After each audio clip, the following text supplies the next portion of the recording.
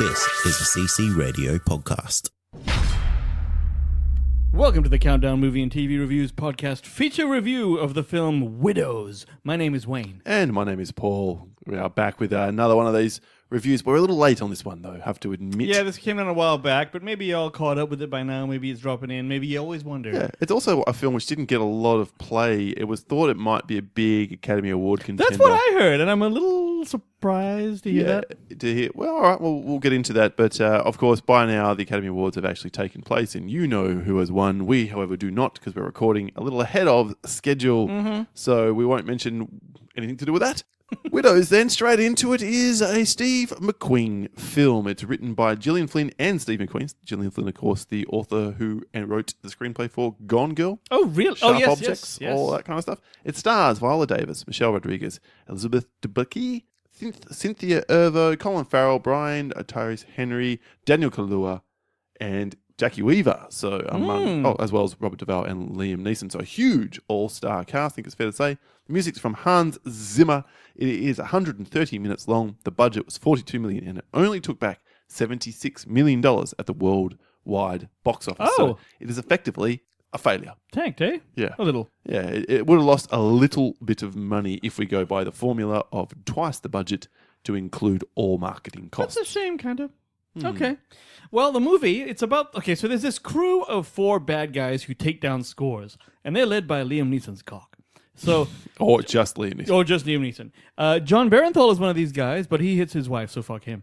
They go do this robbery job, but it gets botched, and then 5-0 catches up with them, and then there's a shootout, and then they all die and shit. Okay? This movie follows their wives, who are now all widowed and left with hella bad financial problems, plus the gangsters, who their husbands stole from, are now chasing down the wives to get their money back, which is quite the predicament.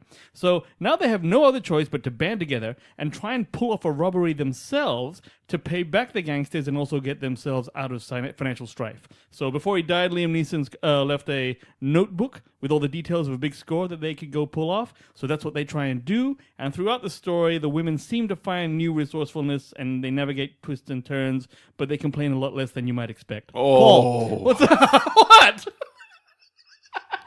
Oh, it's a deep burn. No, it's fine. It's fine. Oh, So Wayne. deep. I work. I worked on the intro for about. I worked on the intro for a good 5-6 minutes.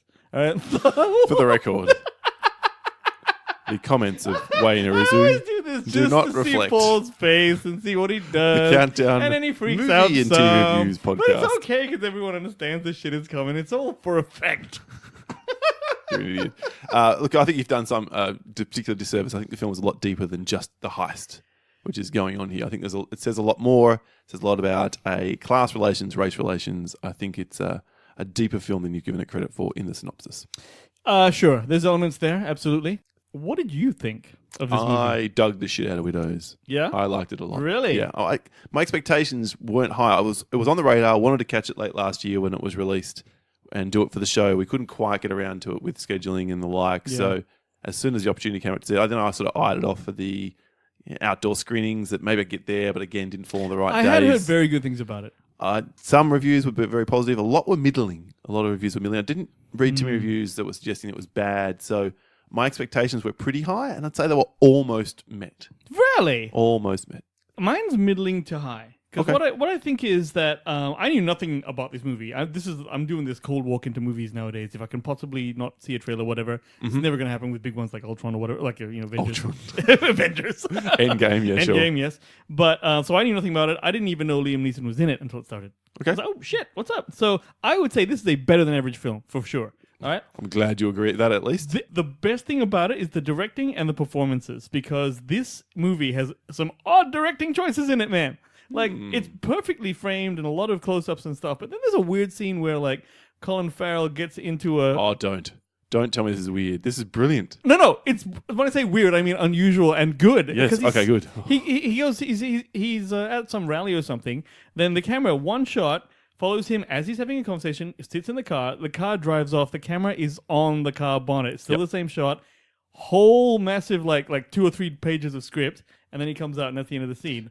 It hung there a little bit, so that's very unusual because it's not like the rest of the movie. Why? Why did that scene happen, Wayne? Did you pick up what it was conveying? Because you were supposed to listen. Nope. No? More than that. Oh, wait, because it went from that shitty part of the neighborhood to the really nice part of the Within neighborhood. 3 minutes. Yes. And then That's what it's conveying. Oh, I didn't even think of that.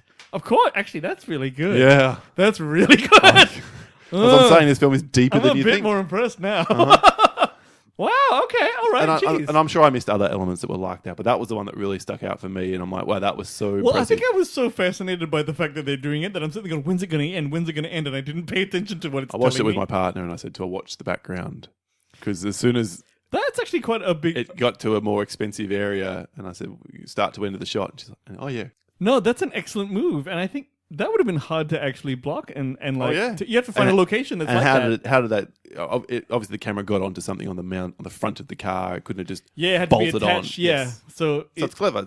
There's a lot of directorial flourishes that are like that. There's not a 15-minute one shot or anything crazy awesome. Well- but that's because the performances don't require it. Like, No, that's true. But I think some of the shots where I think there was a shot where that Debicki girl, like the blonde girl, she was talking in the camera, and I remember he held this 50-50 shot really long, but it helped because I was more invested in her. because you're getting And- more of the performance. Yes, but I knew that I don't know. I was aware that I was liking it more. Very good. He's a very good, like a really good director. I think the cast are uniformly good.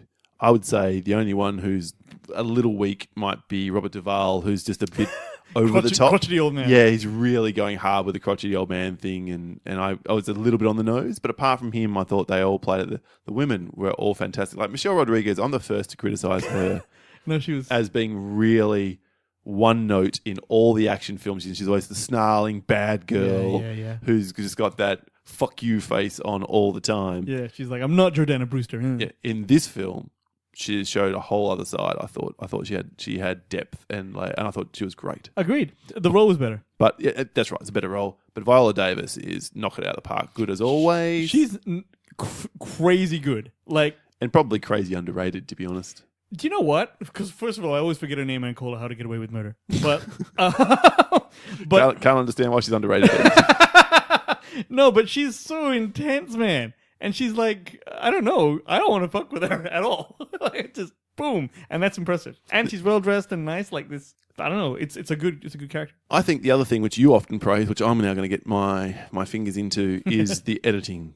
Yay! Which I thought was very good, especially the opening 8-9 minutes of the film, which very effectively, Dude, that with a first awesome. minimal amount of footage for a 2-hour 10-minute film. This film could have been 45 minutes, the first act, give or take, following these relationships and building up to the deaths of all the guys. But it is within the first 7, maybe 8 minutes of the film, Agreed. which is why I'm not counting it as a spoiler. If you don't know, a film called Widows is about the people Women's whose husbands husbands have died, then you've missed the boat Exactly. entirely. So I thought that was fantastic. Just the snap and forth between the The credits. intercuts, yeah. And Liam Neeson and Viola Davis's relationship, and as you said, John Barenthal being the piece of shit that he Yeah, is. and then all the other guys. Well, the two other Michelle- guys I've completely forgotten. Yeah, Michelle, I can't remember who the actors were, but you'd recognise Michelle Rodriguez's husband at least. Yes.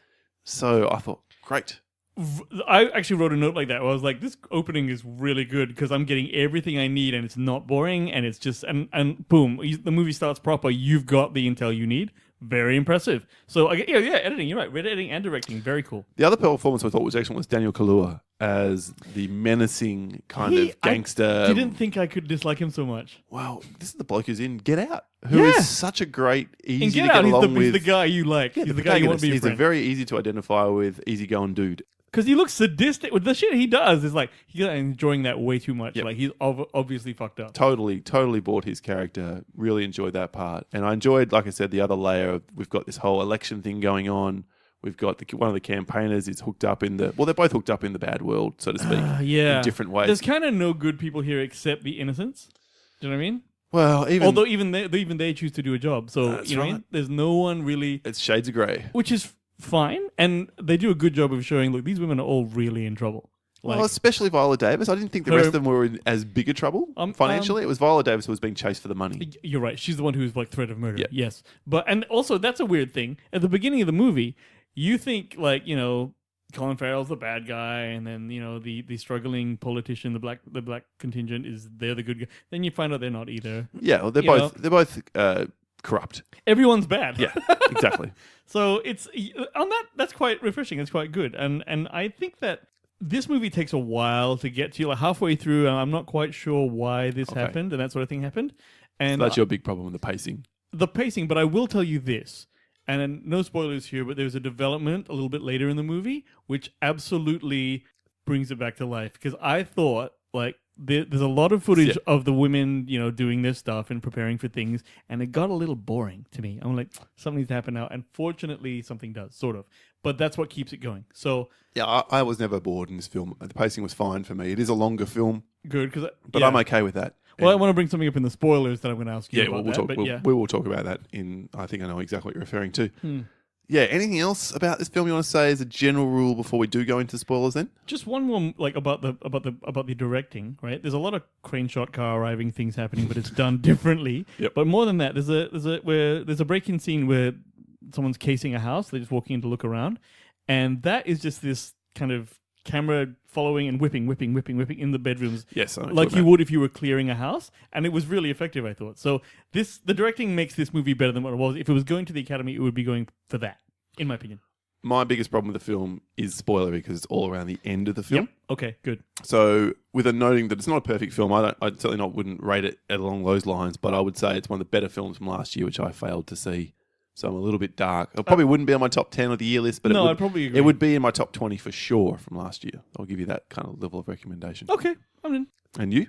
I do recommend this because it's so well made that even if you weren't into the story or weren't into that, it's going to keep you interested. I will say it's pitchy towards the middle. I think I got a little bored and I think it went a little long. Okay. So other than that, it's good.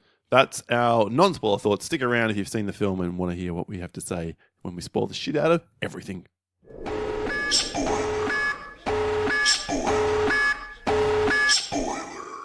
I just want to say something. If you're listening to this and you haven't seen the movie and you ever plan on seeing the movie, really shut it off now. Get out. Because what I'm about to tell you will stop you enjoying the movie if you ain't seen it. Now, before you say what you're going to say, we should also acknowledge it was based on a British TV show of 2 seasons worth.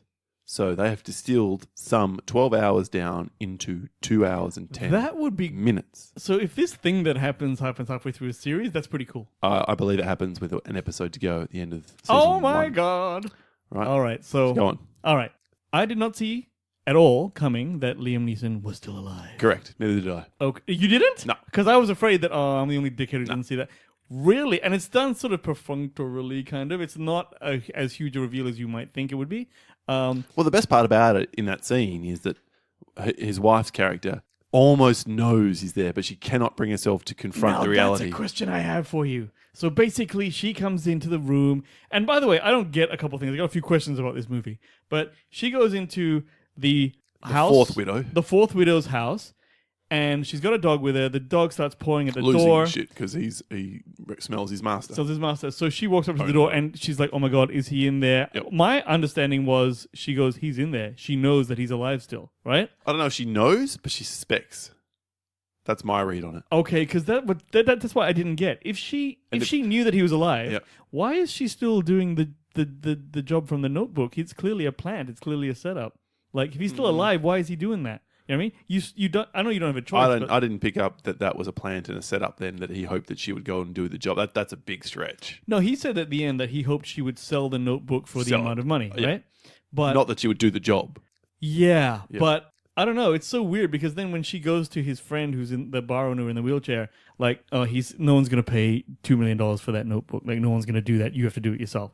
Liam should have known that too. You know, this is not a very good plan of his. Well, he clearly didn't give a shit anymore. You don't pretend to die and leave your wife to carry the burden. Yeah, you're right. With a bullshit plan. He had hooked up with Carrie Coon. He went out of the life, and this is the way he saw his way out. All right, so these are my questions, okay? I'm halfway through the movie. I'm like, I don't know what Liam Neeson did. I don't know why he is in tight with Colin Farrell, and I don't know why Colin Farrell is saying, "I knew your husband. He was a good man," when he's clearly a career criminal, right? That didn't really make sense to me. But can't remember that part, to be honest. I mean, I remember saying that. Yeah. I can't remember how they knew each other. Well, I don't know how they knew each other, but when there was a scene of them on a boat, and that's right. Yes, and he's saying like, "Okay, I want that money." So what it seems to be happening is that Colin Farrell's dad, Robert Duvall, has $5 million in a safe house in his house.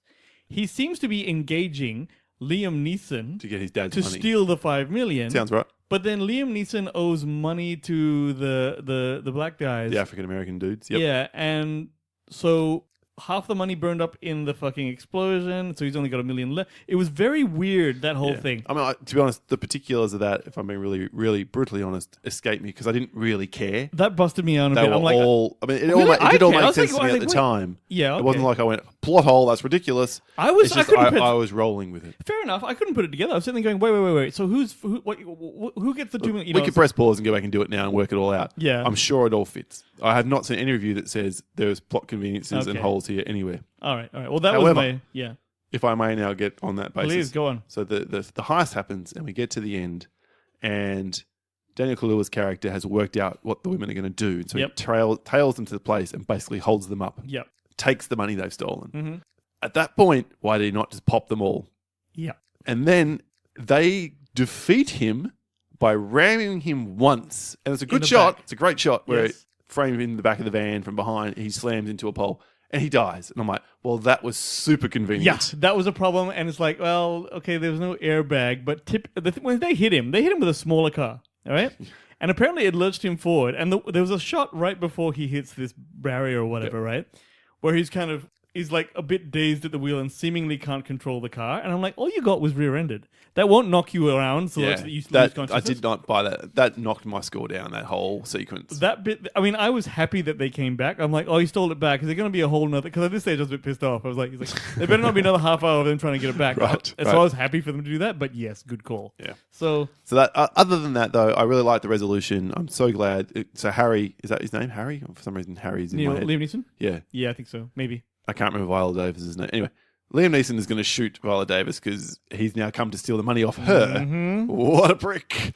And because now we see his true colours really, even despite the fact that he was so in love with her. That's right. And they had a kid together, and and he said, I couldn't save us, so I saved me. Yep. And I'm like, aren't you a fucking lovely man? So It's great. It's good to see him playing a bad guy. No, it is. And she pops him, which is good. That's the ending it had to have. This is your typical movie thing, okay? Because what happens is she's standing in front of the station wagon. She's got all the money. He's like, I got to get to that. He slaps her. She hits the floor, right? Then he goes, checks it's all there. Wicked. Then he pulls his gun. And then he decides, well, I guess I got to do it now. Turns around to point it, but she's already got a gun. And then she shoots him. Yep. Real life, you get slapped to the floor and you have a gun on you while someone's checking the money you just stole. That motherfucker has got an entire clip of bullets in his back. There's no one that's waiting for him to turn around. Maybe. I don't know. But maybe she's also waiting to see whether he'll try and kill her. Yeah. Maybe she Good point. Good point. And once he pulled the gun, she had no choice. She's playing it very fast and loose, though. I would be absolutely crawling away. Anyway, look, good movie. Do recommend it. Little bit long for me. All right, for you, I get that. I've seen a lot of 2 hour, 10-minute films of late. Don't ask me why. There was a day where I watched 3 of them in one day, 2 hour, 10-minute films. And this one is by far the best of them in terms of pacing the light for me. I knew there was going to be a payoff. I was pleased mostly with the payoff other than the conveniences I've talked about. For me, final scores then for Widows. I'm giving this an extremely solid 80. Wow, it's a 76 for me. Okay. It's pretty close. God, you higher than me. Higher. Wait, does this mean you might now be the new... No! Oh, God. I'm Megatron.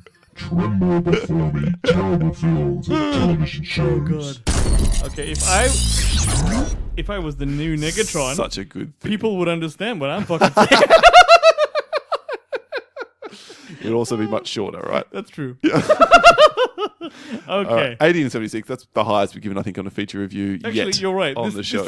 Now I'm thinking about it, this probably was a better movie than I thought it was. Like, it actually kind of was good. It's great. Like I said, I'd be surprised this didn't make your top 20 from last year as well, if you Probably, there was such a shit year. categorize it that way. Yeah. Last year wasn't shit year, it had some great films, I thought. Just didn't have a lot of second-tier great There wasn't films. 30, there was like No, I agree. 12, yeah. That is our feature review. Thank you for tuning into this feature review episode of The Countdown. Thanks, kids. Yeah, let us know if you've seen Widows. Did we get it right? Did we get it wrong? You can hit us up on Gmail, The Countdown Podcast at gmail.com, on Twitter at The Countdown PC, in our Facebook listener community. The link is in the show notes, or via our website at ccradio.com.au/countdown, where our good mates, Comic Confidential boys, and their shows are there for you to check out as well. Coolio. Thanks, kids. We will see you real soon again soon. That's right. That's right. He's Wayne. I'm Paul. Oh, sorry, bitch. And this has been the soundboard. Eat my ass! Eat all the asses, man! Fuck off. We'll catch you next week.